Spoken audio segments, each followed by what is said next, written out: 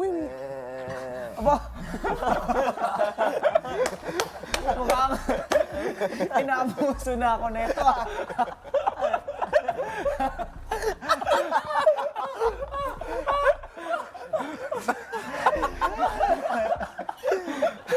Pinatapagkat... Pinatapagkat...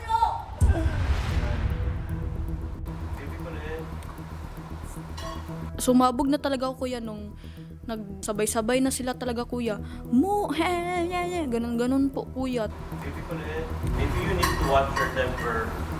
Marami ka nang inaaway dito, Baby Kulit. Remind din naman bilang kuya din dito na watch your temper. Kasi halos lahat dito na may misunderstood na siya or na may misinterpret. Pero hindi naman need na sigawan. Diba? I mean, Biglang nag-change po yung mood ko kuya eh. Ikaw ba naman sobrang saya-saya nyo tapos bigla kang sisigawan kuya eh. Pinatapagkat...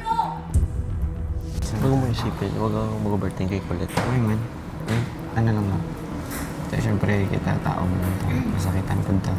So ayun kuya, medyo nagtampo ako sa kanya kasi okay lang naman kuya na magsabi siya na pwede pa kahinaan yung boses. So bigla lang siya talagang sumigaw. As in, tumahimik lang. Hindi mo ba siya masisi? Baka may iniisip mo. Feeling ko nakakapagod din maging baby. Siguro, ganun din. Ilang sandali pa ay humudyat na si Kuya para bumalik ang lahat sa normal. Yeah, hey, hi guys! I miss you all. Thank you, man. I miss you all. Kahit masayang nagyakapan ng ibang housemates, si Colette umiwas muna sa ibang mga housemates. I miss you.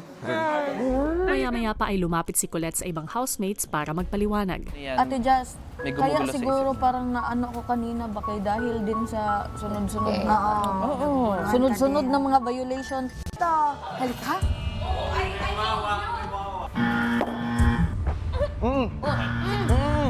Masakit heart.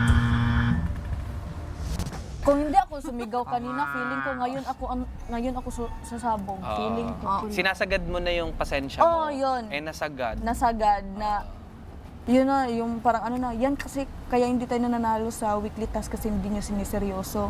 Parang gusto ko nang magsalita ba pero bawal, pero sabi ko bahala na mabuzzer. Ano yung sinabi ko? Ang ingay nyo. Sabi ko ang ingay nyo. Si JM, ibinalita naman ang mga nalaman kay Bricks at Kanata. In-explain naman niya eh. Parang din. Parang na-trigger din siya kasi may mga paulit-ulit daw na violation na nga. Nagulat ako kuya kasi hindi naman po siguro dapat sa ganong paraan niya inilabas kasi possible din ho, sarili din po niya yung masira niya. Pero yung iniisip ko lang, bakit tayo mga lalaki parang pwede lang niya isaktan. Pero kung siya naman yung ibabalik sa kanya ba, doon lang siya nagagalit, no? Parang unfair lang ba? Kasi baka may anger issues si Kulit.